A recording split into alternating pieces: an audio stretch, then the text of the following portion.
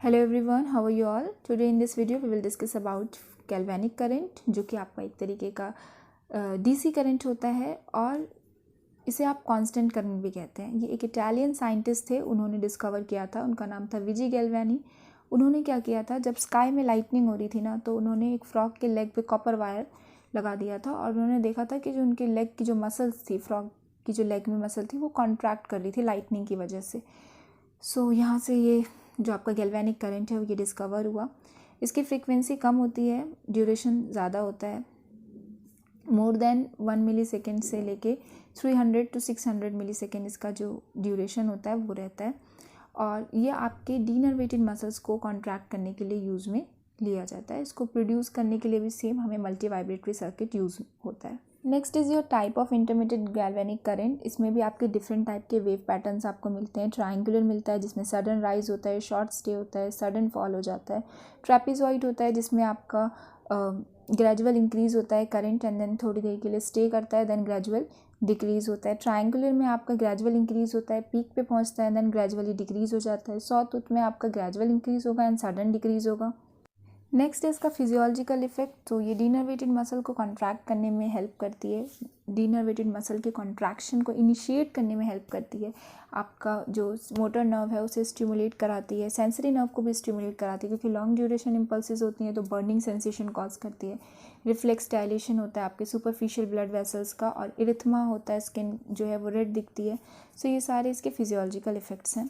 Next है कि आप के indications of galvanic current. So denervated muscle को स्टिमुलेट करने के लिए इसको यूज़ किया जाता है, और electrodiagnosis like SD curve plot करना हो तो उस केस में भी आप गैल्वेनिक करंट यूज़ में लेते हैं।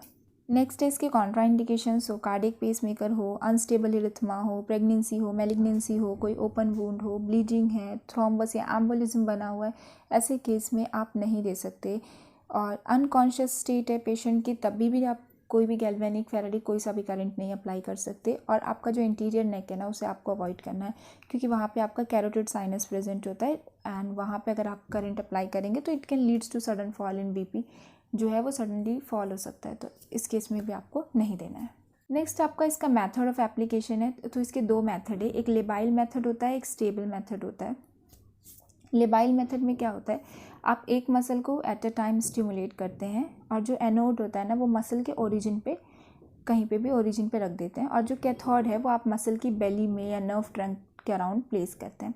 उसके बाद आपको जो कैथोड है ना, वो स्लोली मूव करना होता है पूरे मसल बेली में, जिससे जो मसल के सारे फाइबर्स हैं सबको स्टिमुलेट किया जाता है।